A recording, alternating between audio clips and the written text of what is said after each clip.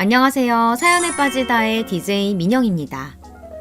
오늘 사연은요, 고부 갈등으로 인해서 이혼을 고민하고 계시다는 사연자님의 이야기입니다.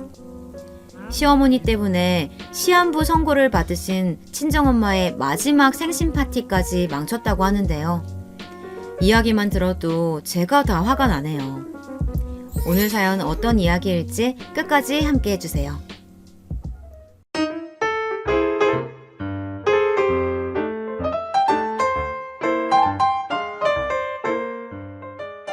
안녕하세요. 저는 30대 중반 경기도 광주에 거주하고 있는 여성입니다. 남편과 결혼한 지 올해로 10년 차인데요. 결혼할 때부터 지금까지 고부간의 갈등으로 스트레스를 잔뜩 받았었는데, 이제는 그로 인해 우울증까지 겪고 있어서 현재 남편과 이혼을 진지하게 고민하고 있습니다. 혼자서 이런저런 생각만 하다가 다른 분들의 의견이 듣고 싶어서 이렇게 사연을 보냅니다. 저와 남편은 지인 소개팅으로 처음 만났는데요. 그 당시 남편이 말수가 많지 않고 과묵한 편이었는데 생김새도 남자답고 듬직한 데다가 말로는 잘 표현하지 못하더라도 행동에서 저를 향한 배려가 느껴져서 참 좋았습니다. 그래서 남편과 1년 정도 교제를 하고 남편이 30살, 제가 26살이 되었을 때 결혼을 하기로 결심을 했던 것 같아요. 남편과 저는 모두 아버지가 일찍 돌아가시는 바람에 둘 다 홀어머니만 있는 상태였는데요. 저는 외동딸로 엄마와 단둘이 살고 있었고 남편은 시어머니와 함께 2살 어린 남동생 그리고 8살 어린 여동생과 함께 살고 있었습니다. 그 당시 도련님은 대학 졸업 후 취업 준비를 하고 있었고 아가씨는 아직 대학생이었는데요. 시어머님께서 따로 경제활동을 하시지 않아서 남편이 벌어오는 돈으로 온 식구가 을지에서 생활하고 있었습니다. 반면에 저희 엄마는 작은 식당을 운영하고 계셨고 제가 따로 경제활동을 하고 있었기 때문에 저희 집안이 남편네 집안보다는 좀 더 경제적으로 여유가 있었던 것 같아요.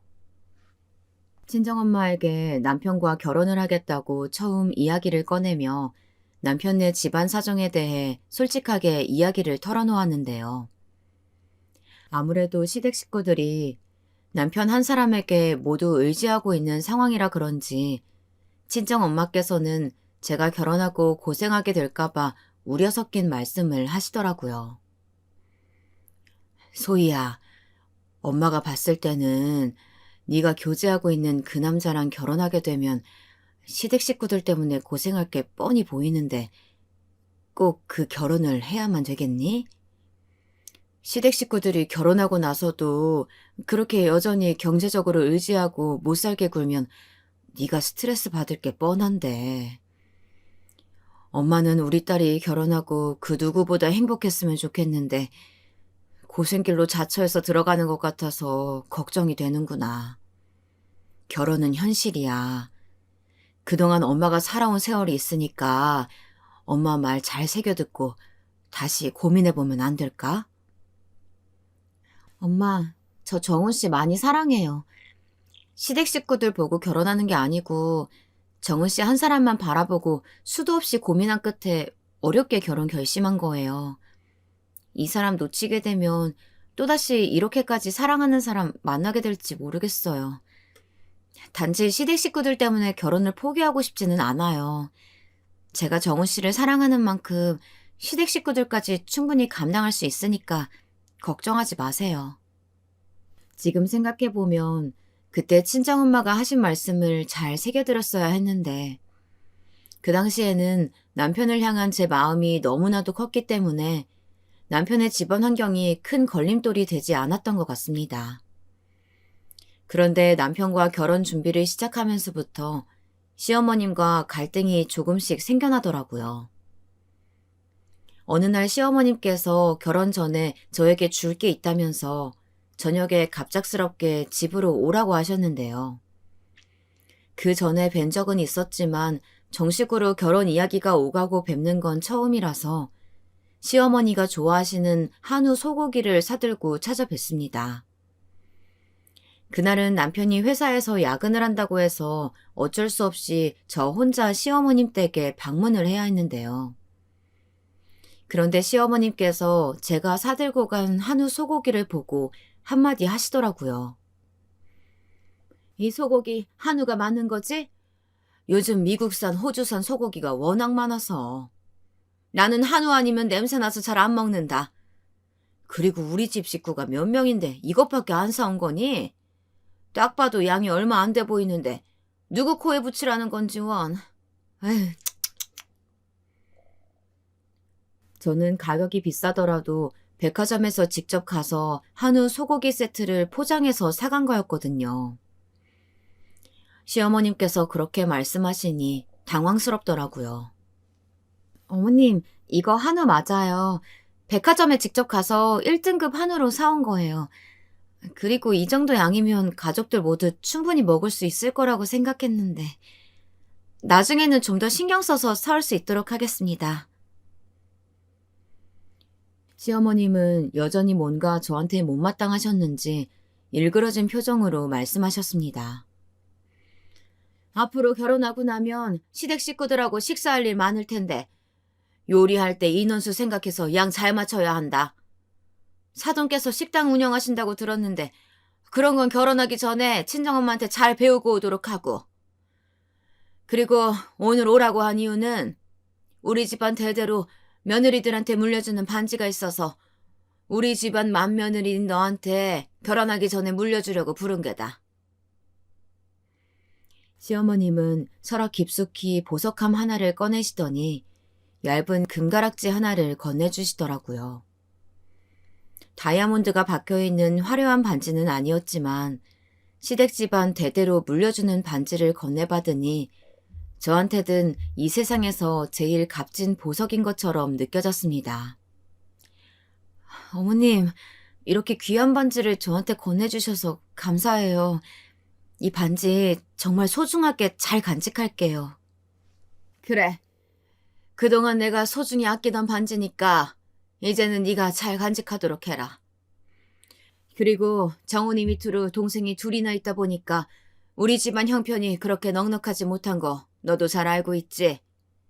그 금가락지를 예물이라고 생각해주면 좋겠구나. 그리고 우리가 받아야 할 예물 목록 적어두었으니까 집에 가서 살펴보도록 해라. 저는 사실 결혼하면서 집안끼리 서로 예물을 주고받지 않는 것으로 남편과 이야기를 나눴는데요.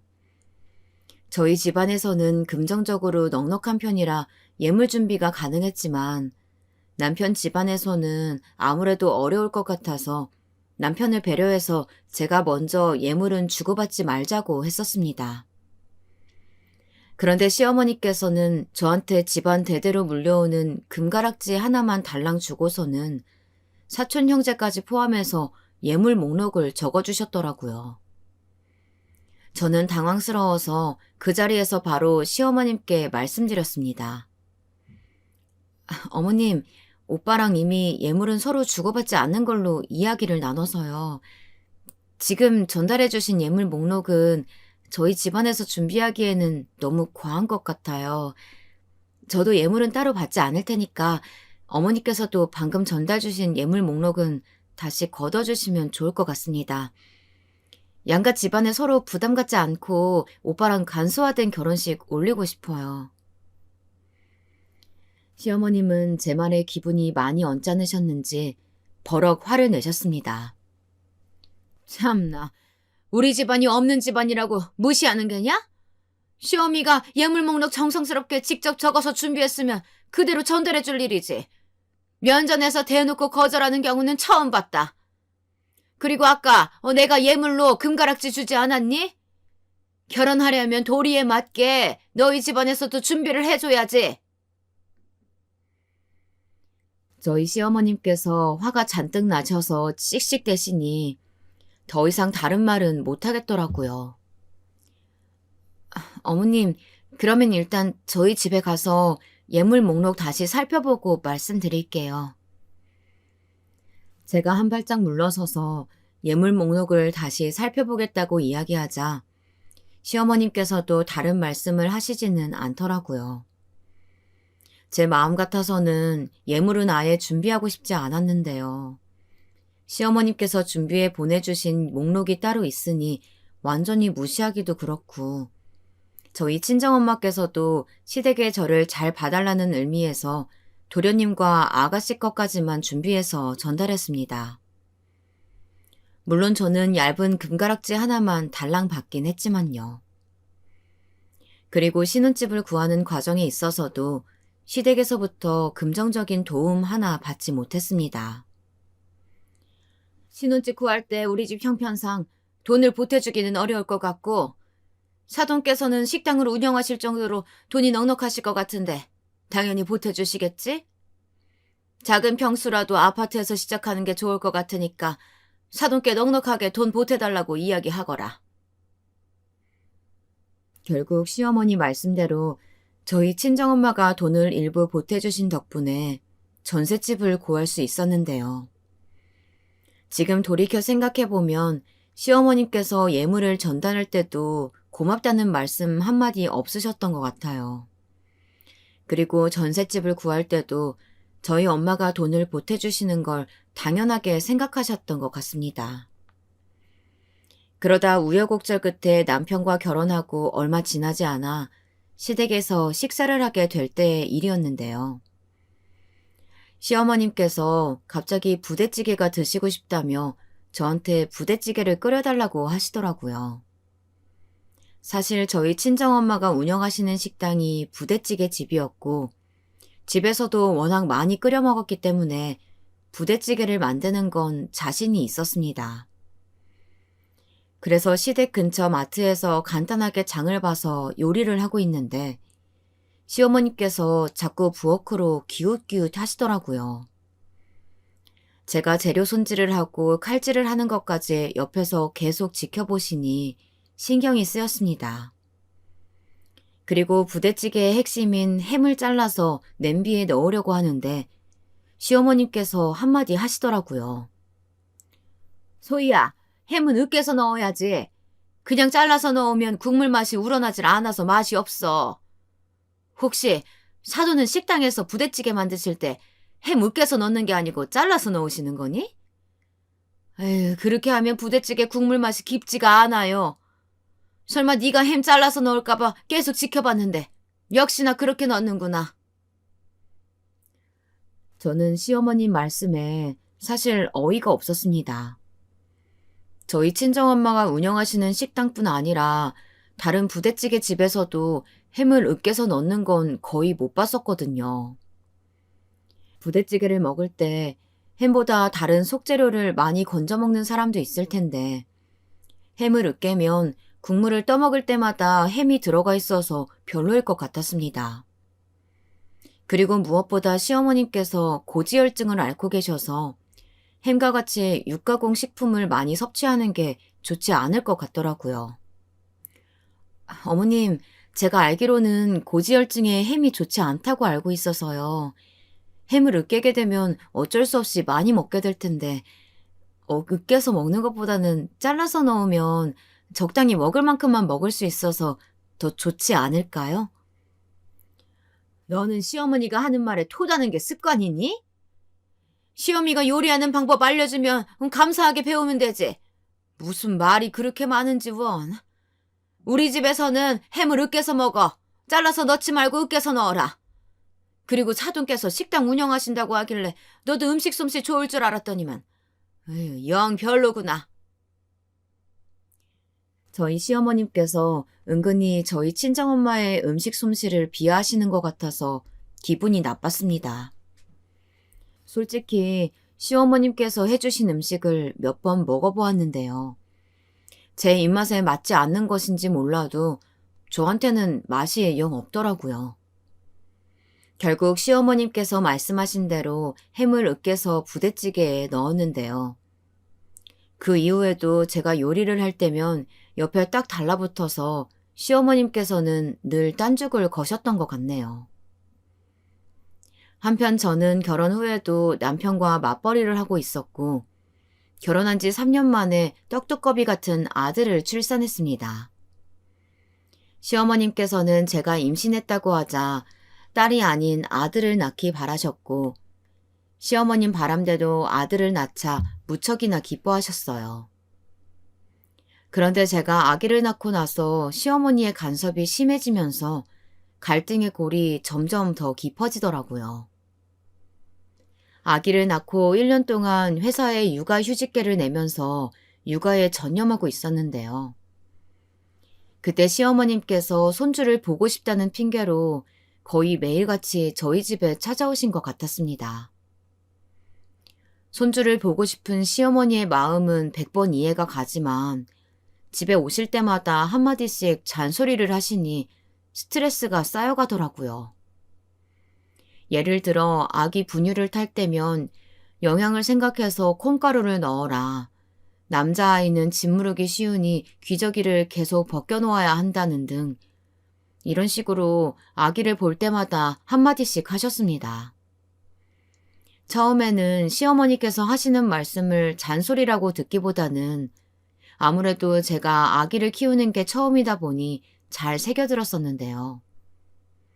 하루는 저희 집에 오시면서 아기 파우더 가루를 사오셨더라고요. 아기 엉덩이가 짓무를까봐 파우더 가루를 사오셨다고 말씀하셨는데 사실 저희 집에는 파우더 크림이 있었습니다. 옛날에는 파우더 가루를 많이 썼었는데 가루 날림 때문에 기관지에 좋지 않다는 이야기가 나온 이후 대부분의 아기 엄마들이 파우더 가루 대신 크림 형태의 제품을 쓰고 있었습니다. 때문에 저도 파우더 크림을 사용하고 있었는데 시어머님께서는 잘 모르셨는지 가루 형태의 제품을 사오셨더라고요. 어머님, 요즘은 가루 날림 때문에 기관지에 좋지 않다고 해서 파우더 가루가 아니라 크림 형태로 아기들한테 사용하고 있어서요. 신경 써주셔서 선물 사주셔서 너무 감사하지만 파우더 크림이 이미 집에 있어서 영수증 주시면 제가 다른 필요한 제품으로 바꿔서 사용할게요. 시어머님은 제 말에 빈정이 상하셨는지 제가 아이를 안고 모유 수유를 하고 있는데 큰 소리로 버럭 화를 내시더라고요. 네가 아기를 얼마나 키워봤다고 시어미를 가르치려고 드는 거니? 나는 아이 새 키우면서 엉덩이 짓무를 때마다 파우더 가루 발라줘도 기관지에 문제없이 잘 키웠다. 아무것도 모르면서 어디서 감히 시어머니 앞에서 아는 척하고 버릇없이 구는 거야? 시어머니의 갑작스러운 큰 소리에 아기가 깜짝 놀라서 울기 시작했고 저는 당황스러웠습니다. 어머님, 죄송하지만 서우가 깜짝 놀란 것 같아요. 어머님 말씀대로 파우더 가루 한번 써볼 테니까 노여워 마시고 화 푸세요. 사실 저는 파우더 가루를 쓰고 싶지 않았지만 시어머니께서 계속 화를 내시면 저희 아기가 더 울까봐 그 상황을 모면하고 싶었습니다. 시어머님께서는 아기가 울음을 그치자 기저귀 갈 때도 되지 않았는데 굳이 파우더 가루를 써보시겠다면서 기저귀를 벗기시더라고요.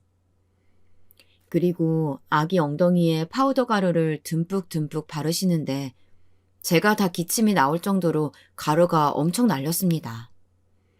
시어머님께 그만 바르시라고 말씀드리고 싶었는데 손주를 향한 관심과 애정에서 그러시는 거라고 생각하고 꾹 참았네요. 그리고 그 이후에도 저희 집에 올 때마다 아기 엉덩이에 저 보라는 식으로 파우더 가루를 바르셨는데요. 한 달 뒤 저희 아기는 모세 기관지염에 걸렸습니다. 병원에서는 바이러스 감염으로 기관지에 염증이 발생했다고 하는데 저는 왠지 모르게 시어머님께서 매일같이 듬뿍 발라준 파우더 가루가 원인 중 하나일 수 있겠다는 생각이 들더라고요. 모세 기관지염으로 인해 저희 아기는 처음엔 가벼운 기침만 하더니 점차 기침이 심해지면서 호흡할 때마다 쌕쌕거리는 소리를 냈습니다. 그리고 결국 증상이 심해져서 병원에 입원까지 하게 됐죠. 그 소식을 듣자마자 시어머님과 친정엄마께서 병원으로 바로 달려오셨는데요. 시어머님께서는 병원 침대에 누워있는 손주를 보자마자 저에게 화를 내셨습니다. 너는 애를 어떻게 봤으면 이 지경까지 만든 거니? 엄마가 돼가지고 24시간 아기랑 붙어있으면서 병원에 입원하게나 만들고 하나부터 열까지 마음에 드는 구석이 하나도 없구나. 저는 안 그래도 아기가 아파서 정신이 없고 마음이 심란했는데 시어머님께서 모든 게 제 탓인 것처럼 저를 나무라시는데 화가 나더라고요. 그리고 그동안 쌓였던 울분이 터져 나왔습니다. 어머님, 솔직히 말씀드리면 우리 서우 안 그래도 태어날 때부터 기관지가 약해서 감기 걸리는 것도 항상 조심했었는데 어머님께서 그 와중에 파우더 가루 사오셔가지고 저 보라는 식으로 일부러 엉덩이 사타구니 가루 엄청 날리면서 듬뿍듬뿍 바르셨잖아요. 제가 가루 날림이 기관지에 그렇게 안 좋다고 말씀드렸는데도 시어머님은 제 말에 어이가 없다는 식으로 여전히 화를 내셨습니다. 예, 말은 똑바로 하자. 그래서 네 말은 서우가 병원에 입원한 게 다 내 탓이라는 거니? 네가 아기 똑바로 돌보지 못해놓고 지금 누구 탓을 하는 거야? 그때 친정엄마께서 도저히 가만히 있지 못하셨는지 저를 대신해서 말씀해 주시더라고요. 사돈, 제가 얘기를 들어보니까 제 딸이랑 아기 쉬지도 못하게 매일같이 집에 찾아가셨다면서요. 굳이 아기가 쓰는 제품이 따로 있는데도 사돈께서 사오신 제품이 아기한테 몸에 안 좋을 수도 있다고 하는데도 마구 쓰셨고요. 그리고 우리 애가 무슨 슈퍼우먼도 아니고 아기만 돌보는 사람입니까? 이 서방은 회사 일한다고 육아든 살림이든 아무것도 안 한다는데 같이 자식을 낳았으면 같이 책임지고 돌봐야죠. 이러다가 우리 딸까지 몸축나서 병원에 입원하겠어요. 저는 그동안 친정엄마에게 시어머님께 당한 시집살이에 대해 시시콜콜 모두 이야기하지 않았었는데요. 제가 결혼하고 육아를 하면서 힘들어하는 모습이 자연스레 눈에 보이셨는지 평상시 화를 잘 못 내시는 분인데 시어머니 앞에서 버럭 화를 내시더라고요. 시어머님께서는 저에 이어 친정엄마까지 몰아붙이자 옆에 있던 남편을 바라보며 이야기했습니다. 정훈아, 엄마 서러워서 못 살겠다. 엄마는 우리 손주가 이쁘고 며느리 힘들까봐 아기 돌봐주려고 매일같이 찾아간 건데 내가 이런 소리까지 들어야겠냐? 그리고 우리 소중한 손주 엉덩이 짓무를까봐 파우더 가루 발라준 게 뭐 그리 잘못한 일이라고 저 몰상식한 모녀가 엄마한테 따지고 드는지 원. 시어머님께서 저희 모녀를 바라보며 몰상식하다고 하시는데 누가 더 몰상식한 말과 행동을 하는 건지 이해가 안 갔습니다. 그런데 늘 무뚝뚝하게 아무 말도 안 하고 있던 남편이 그날따라 시어머님 편을 들면서 이야기하더라고요. 여보, 이번에는 여보가 좀 심했다. 엄마가 우리 서우 일부러 아프라고 파우더 가루 발라준 것도 아니고 병원에서도 원인이 바이러스 때문이라고 하는데 왜 우리 엄마한테 뭐라고 하는 거야. 그리고 장모님까지 저희 엄마 몰아세우시는 건 너무한 것 같습니다. 하나밖에 없는 손주 보고 싶어서 저희 집에 찾아오신 거잖아요. 그러는 장모님께서는 식당 일로 바쁘시다고 늘 저희 아기는 돌봐주시도 않으시면서. 남편은 그동안 그랬던 것처럼 차라리 가만히라도 있으면 중간이라도 갔을 텐데요. 시어머님 편을 들면서 저와 친정엄마에게 뭐라고 하니 시어머님께 화가 났던 것보다 더 많이 화가 치밀어 오르더라고요. 그리고 저희 친정엄마가 식당 일로 바쁘신 것도 있지만 시어머님처럼 손주가 보고 싶어서 매일같이 찾아오게 되면 제가 쉬지도 못하게 될까봐 신경 쓸 게 많으니까 배려를 해주셔서 안 오신 거였거든요. 남편은 내막도 잘 모르면서 뚫린 입이라고 짓거리더라고요. 그리고 친정엄마께서는 저한테 아기 돌보라고 고생한다면서 잘 챙겨 먹으라고 이것저것 보양식을 만들어서 보내주셨는데요. 시어머님의 경우 제가 아기 낳고 몸조리할 때도 그 흔한 미역국조차도 한번 끓여주신 적이 없었습니다. 저랑 손주 위하는 척하면서 매일같이 집에 드나들고 시집살이 시켰으면서 본인 아들에게는 저희를 위하는 척 말씀을 하시니 가증스럽더라고요. 그리고 그런 시어머니 편을 드는 남편이 너무나 꼴보기 싫었습니다. 그때 친정엄마께서 저처럼 남편의 말에 화가 났는지 한 말씀 하시더라고요. 이서방, 이러려고 우리 소희랑 결혼했나? 우리 소희 시댁에서 종처럼 부려먹고 고생시키려고 결혼했느냐고 물어보는 걸세. 나랑 결혼 전에 약속했던 거 다 까먹은 게야? 그리고 내가 아까 말한 것처럼 자기 자식을 낳았으면 같이 책임을 져야지. 회사 일 바쁘다는 핑계로 아기는 아예 돌보지도 않는 게 아빠가 할 행동인가? 저희 친정엄마 말에 남편은 민망한지 고개를 숙였습니다. 사실 남편은 결혼할 때 저희 엄마에게 결혼만 허락해 주시면 제가 고생하지 않도록, 시집살이 당하지 않도록 중간에서 역할을 잘 하겠다고 약속했었는데요. 하나도 지키지 못하고 어머니들끼리 서로 얼굴을 붉히고 있으니 민망할 수밖에요. 시어머님께서 저희 모녀에게 다시 막말을 하려던 찰나에 저희 아기가 어른들 말소리에 시끄러웠는지 잠에서 깨어나서 큰 소리로 울어젖혔습니다. 그 덕분에 더 이상 말싸움을 할 수가 없었는데요. 그 사건으로 인해 저희 친정엄마와 시어머니 간의 사이는 더 멀어지게 되었습니다.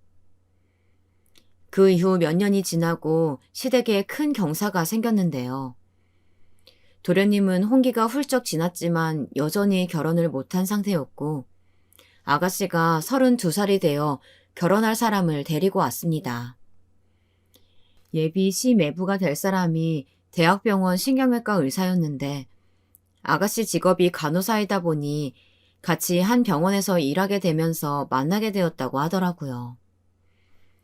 시어머님께서는 의사 사이를 얻게 되었다고 무척이나 좋아하셨고 상견례 당일이 되자 저에게 입단속을 시켰습니다.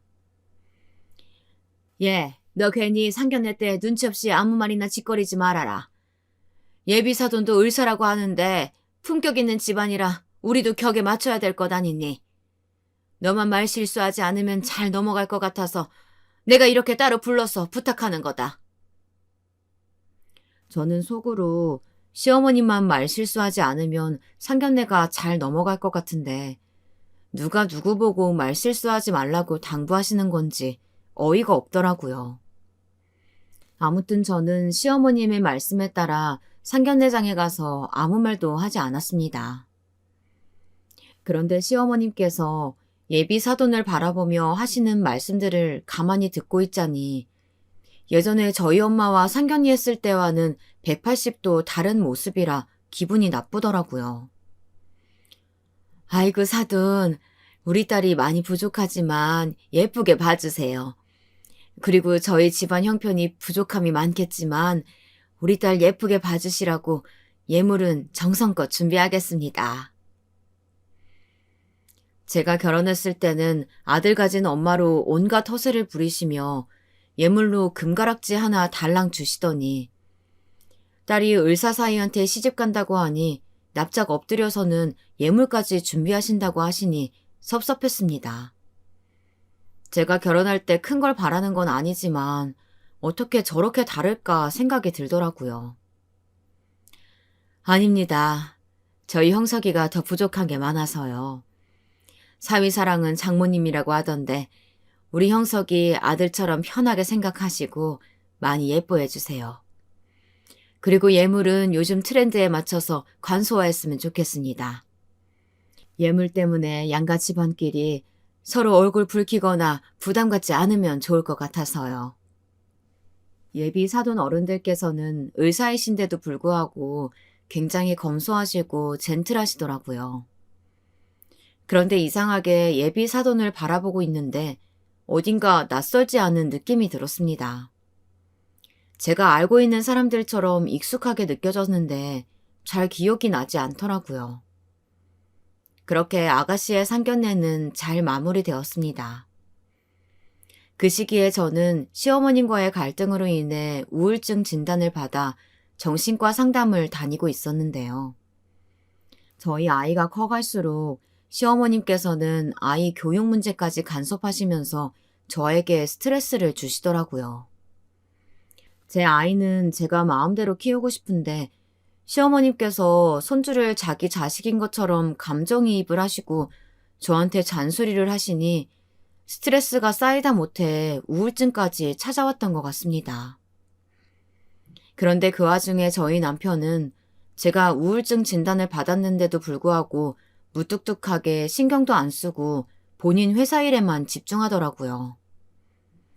남편과 연애했을 때는 과묵하고 자기 일에 집중하는 모습이 남자답고 보기 좋았는데요.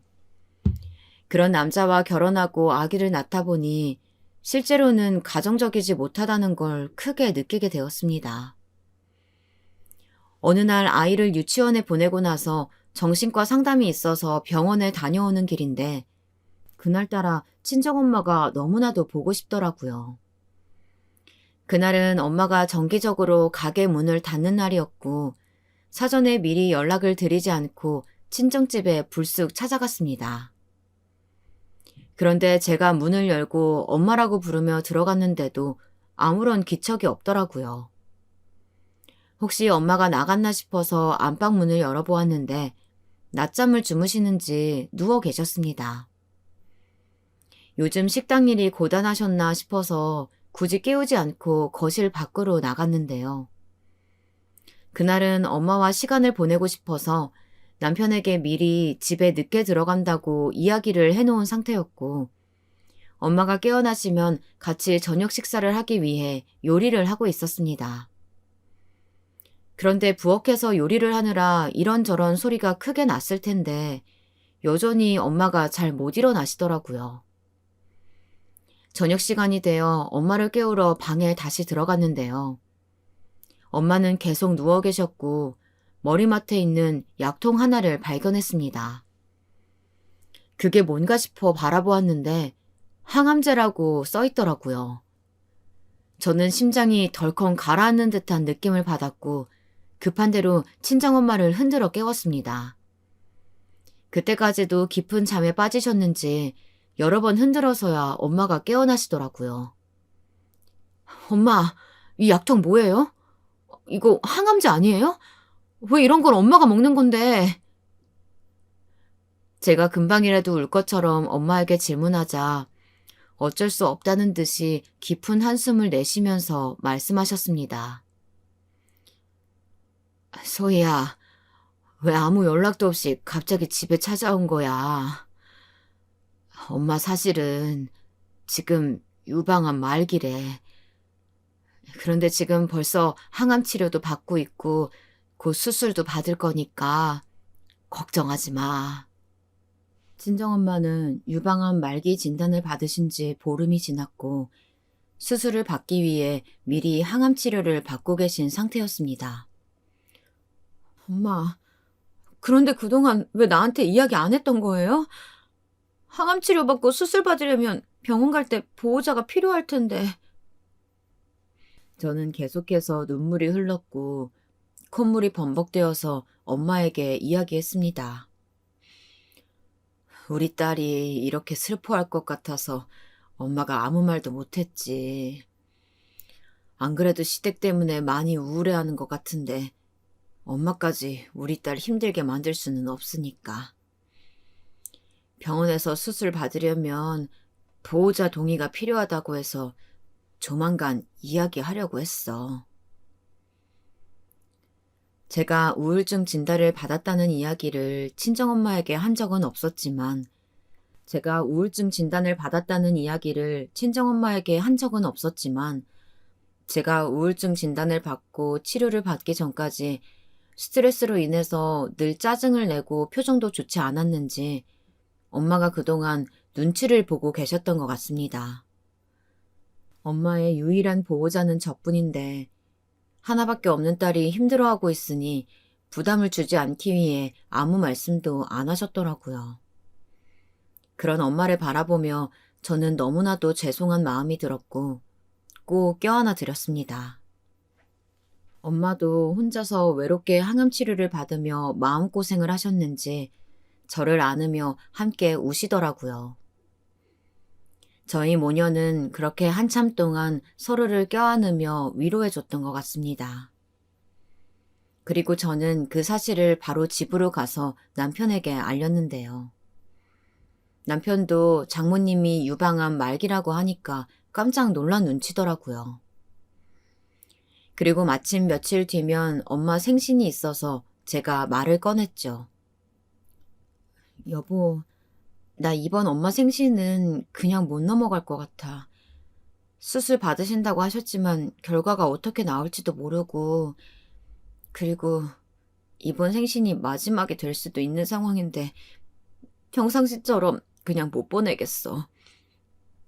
내가 곰곰이 생각해봤는데 우리 회사하고 제휴하고 있는 호텔이 몇 군데 있어서 그곳 중 한 곳에서 파티 열고 엄마 마지막 생신일 수도 있으니까 멋지게 축하해드리고 싶은데 여보 생각은 어때?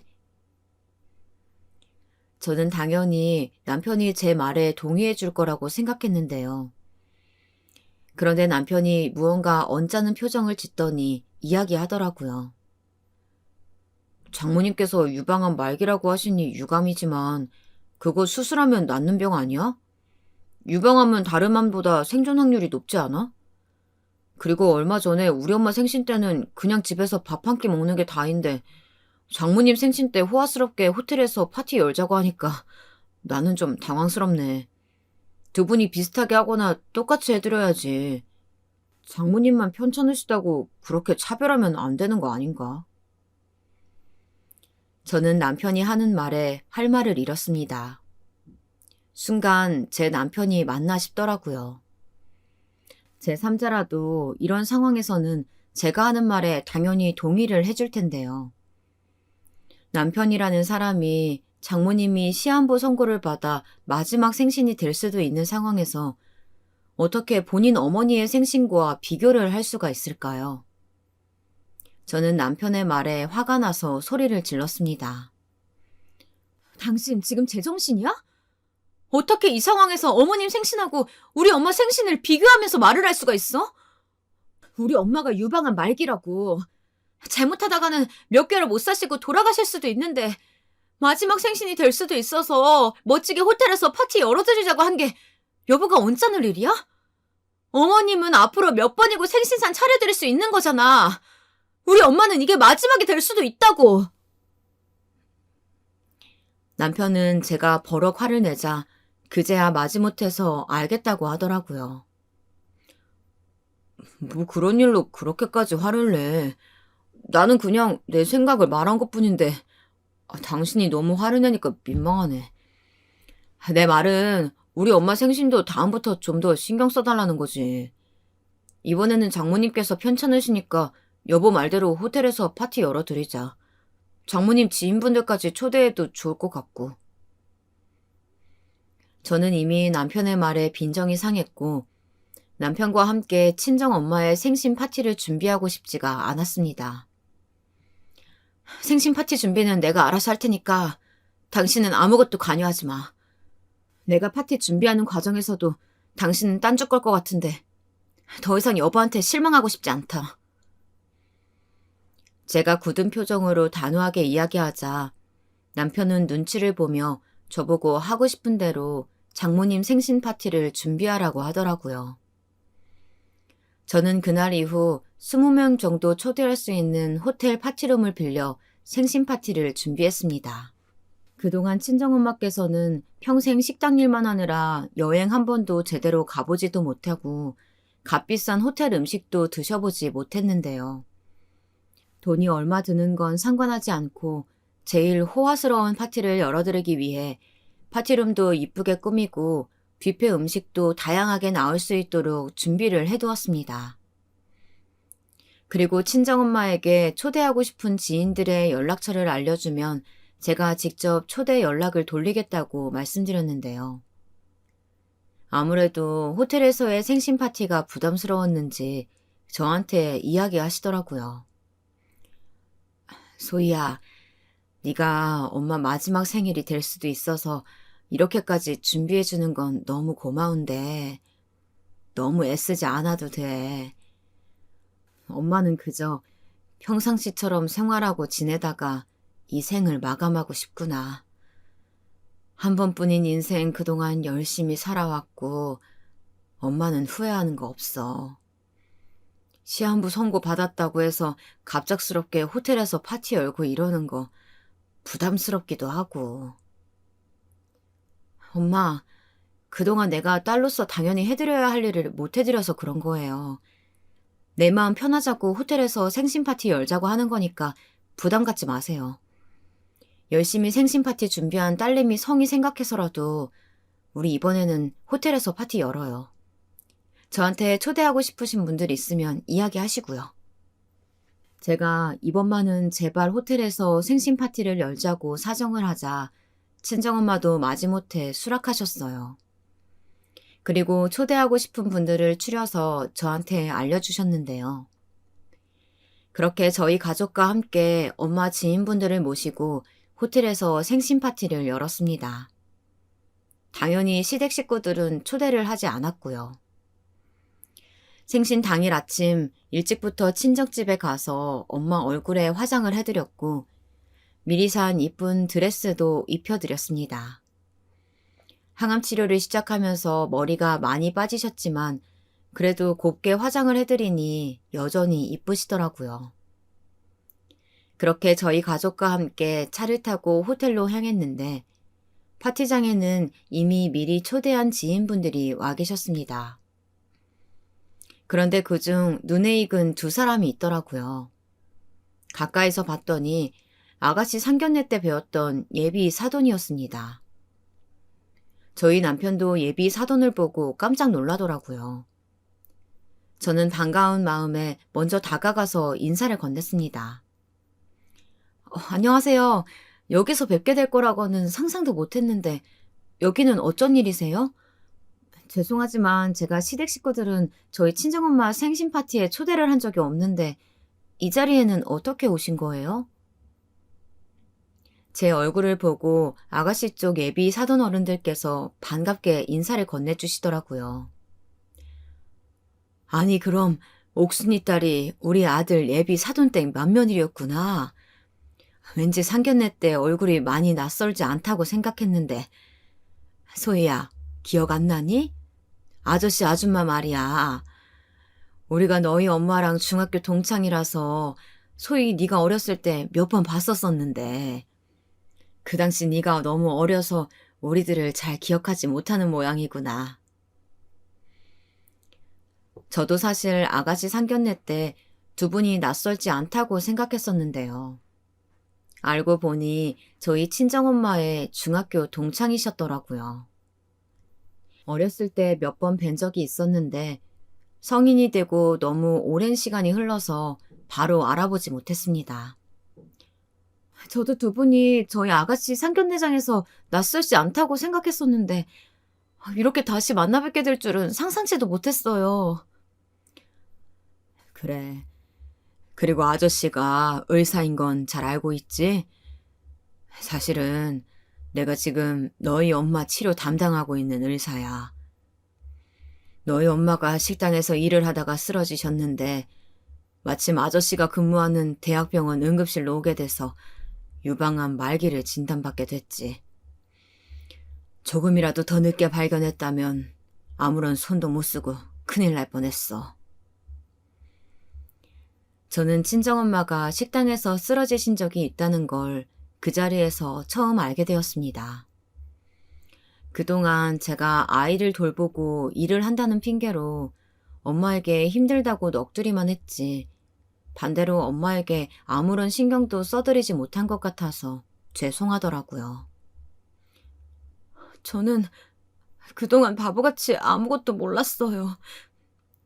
저희 엄마가 항암 치료받고 수술까지 받을 수 있도록 도와주셔서 정말 감사드려요. 오늘 저희 엄마 생신 파티에도 바쁘신 와중에도 와주셔서 정말 감사드리고요. 그렇게 한참을 파티룸에서 저희 엄마 친구인 예비사돈과 대화를 나눴는데요. 친정엄마의 담당 의사 선생님이 다른 사람이 아니고 엄마 친구분이라고 하니 마음이 놓이더라고요. 그리고 생신 파티의 하이라이트인 케이크 절단식을 하려던 순간 갑작스럽게 파티룸 문이 벌컥 열리더니 시어머님이 들어오셨습니다. 저는 시어머님을 초대한 적이 없었는데 멀리서 문을 열고 화가 잔뜩 난 표정으로 씩씩대며 들어오시는 시어머님을 보니 굉장히 당황스럽더라고요.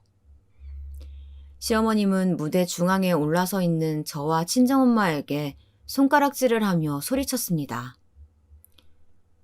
어디서 감히 우리 아들이 번 돈으로 곧 뒤질 사람한테 돈을 써! 내가 두 눈 뜨고 이렇게 살아있는데 이제 대놓고 친정엄마랑 나랑 차별하는구나. 얼마 전 내 생일에는 고작 집에서 생일상 조그맣게 차려놓고 친정엄마 생일에는 이렇게 호화스럽게 호텔에서 파티를 열어? 매일 돈 없다고 하더니 돈이 어디서 나와서 이렇게 돈질하라는 거니? 우리 아들이 이러려고 돈 버는 줄 알아? 시어머님은 말 그대로 초대받지 않은 손님이었는데 파티장에 불쑥 찾아와 깽판을 쳤습니다. 사람들 많은 데서 부끄럽지도 않으신지 고함을 있는 힘껏 지르시더라고요. 저는 시어머님의 말과 행동에 경악을 했고 친정엄마의 생신 파티를 망칠 수가 없어서 무대 아래로 재빠르게 내려가 시어머님에게 이야기했습니다. 어머님, 여기가 어디라고 찾아오신 거예요? 저는 어머님 초대한 적이 없는데 여기까지 어떻게 알고 오셨어요? 사람들도 많은데 여기서 이러지 마시고 저랑 밖에 나가서 이야기하세요. 제가 시어머님 팔짱을 끼고 끌고 나가려고 하는데 시어머님께서 갑자기 팔짱을 푸시면서 제 뺨을 때리시더라고요. 저는 순식간에 일어난 일이라 어안이 벙벙했습니다.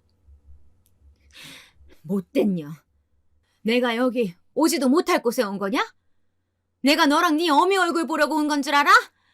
우리 아들 보러 온 거다. 어디서 배은망덕하게 시어미 알기를 우습게 보고 내쫓으려고 해? 시어머님께서 저에게 뺨을 갈구고 막말을 하자 저의 친정엄마도 무대에서 내려오셨고 매서운 눈초리로 잠시 시어머님을 째려보다가 짝 소리 나게 크게 시어머님 뺨을 때리셨습니다. 배은망덕이라뇨. 우리 딸이 당신한테 은혜를 입은 적 있습니까? 결혼하고 허구한 날 시어머니가 얼마나 달달 볶았으면 우리 딸이 우울증 치료까지 받겠어요.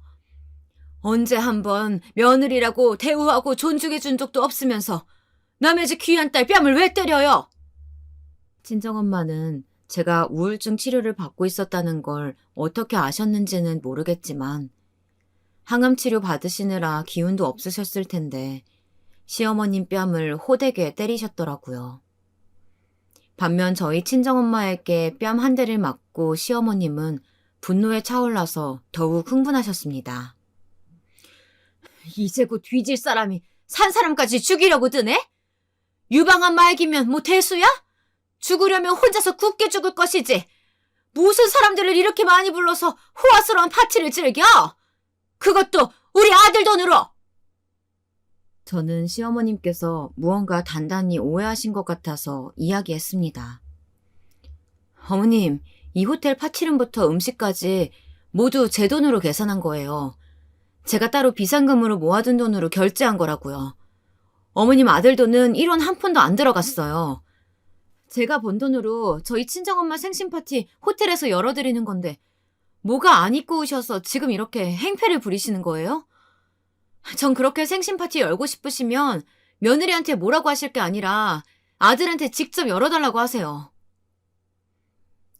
그런데 그때 남편이 이번에도 가만히 있을 것이지 굳이 시어머님 옆에 붙어서서 불난 집에 기름을 붓더라고요. 여보, 우리 엄마한테 말이 너무 심한 거 아니야? 엄마가 속상해서 그렇게 말씀하실 수도 있지. 치사하게 내 돈, 네 돈 따지면서 그러기야? 나도 우리 엄마 생신 파티 호화롭게 호텔에서 해드리고 싶은데 돈이 없는데 어떡해. 당신이 내가 번 돈 족족 다 가지고 가잖아. 그러면서 당신은 뒤에서 비상금 따로 챙기고 있었던 거야? 남편은 분위기 파악도 못하고 이 상황에서 저한테 비상금 타령을 하고 앉았더라고요. 사실 저는 남편보다 월급이 2배 이상 많았는데요. 남편은 씀씀이가 커서 월급을 받으면 쓰기에 바빴고 저는 그런 남편에게 월급이 들어오면 그대로 이체하라고 하고 용돈을 따로 주고 있었습니다. 그리고 제가 남편보다 돈을 더 많이 벌긴 해도 남편과 똑같은 액수로 공평하게 용돈을 받아 쓰고 있었는데요. 그 용돈을 모아 비상금을 모은 건데 굳이 이런 이야기까지 그 자리에서 상세하게 이야기하고 싶지는 않더라고요. 당신은 아무것도 모르면 가만히 있어. 그리고 가만 보니까 우리 엄마 호텔에서 생신 파티하는 거 당신이 어머님께 다 꼬질러서 이사단이 난 거였네. 우리 엄마는 이번 생신이 마지막이 될 수도 있는데 호텔에서 파티 여는 게 그렇게까지 안 이꺼웠어? 어쩜 하나밖에 없는 사위라는 사람이 그럴 수가 있어? 저는 남편을 향해 비난을 했고 모든 사람들이 저희 가족 간의 대화를 듣고 있었습니다. 사실 모두들 저희 친정엄마의 지인분들이라 그런지 시어머님과 남편의 행태에 어이가 없고 화가 나서 한마음 한뜻으로 째려보고 있었던 것 같아요. 그 중에는 아가씨의 시아버지, 시어머니가 될 예비 사돈도 포함되어 있었는데요. 시어머님은 제가 남편을 몰아붙이자 저에게 다시 막말을 하려고 했는지 한 걸음 앞으로 다가 나왔습니다. 그런데 그 순간 저희 친정엄마가 시어머님께 큰 소리를 내고 기력이 떨어져 현기증이 오셨는지 비틀거리셨고 제가 빠르게 부축을 했죠. 그리고 엄마의 담당 의사인 사돈어른이 앞으로 뛰어나와서 저희 엄마 상태를 이리저리 살펴봐 주셨습니다. 그리고 시어머님을 향해 바라보시면서 말씀하시더라고요. 이제 그만하시죠. 이 정도로 파티장 엉망으로 만드셨으면 충분한 것 같습니다. 아시겠지만 제 친구가 유방암 말기라서요. 시한부 환자 앞에 두고 몰상식하게 소리 지르는 행동은 안 하셨으면 좋겠습니다. 시어머님은 예비 사돈이 저희 친정엄마 생신 파티에 초대받아 계신 걸 보고 깜짝 놀라 기겁을 하셨습니다. 사돈이 여기 어쩐 일이세요? 말씀 주신 걸 들어보니까 저희 맏며느리의 엄마 되는 사람하고 친구라는 말씀이세요? 어쩜 이런 황당한 일이... 시어머님은 이 상황이 당황스러우셨는지 말씀을 더듬으셨고 예비 사돈어른은 침착하게 말씀하셨습니다. 네, 맞습니다. 여기 소희 엄마가 제 오랜 중학교 친구예요. 그리고 제가 담당 의사이기도 하고요. 상견례장에서는 고상한 척 예의 바른 척 하시더니 오늘 파티장에서 소리 지르고 행패 부리신 걸 보니 정반대 모습이라 놀랐습니다. 무엇보다 아픈 사돈에게 이 정도로 막대하는 걸 보니까 도저히 저희 아들을 이 집안에 결혼시킬 수 없을 것 같네요. 우리 아들에게는 제가 잘 타이라서 이야기할 테니 결혼은 없었던 걸로 합시다. 예비 사돈어른은 시어머님께 결혼은 없었던 일로 하자며 으름장을 놓았고 시어머님은 그제야 잘못을 뉘우치신 건지 싹싹 빌며 말씀하셨습니다. 아이고 사돈어른, 아이들 결혼 없었던 일로 하자니 갑자기 그런 말이 어디 있습니까? 생각해보니까 제 행동이 경솔했던 것 같네요. 제가 다 잘못했으니까 저 때문에 우리 딸아이 결혼 무르지 말아주세요. 제가 잘못했습니다. 시어머님은 저와 저희 엄마한테 잘못했다고 싹싹 빌고 용서를 구해야 하는데 예비 사돈에게 잘못했다며 바짝 엎드려서 사정을 봐달라고 하시니 어이가 없더라고요.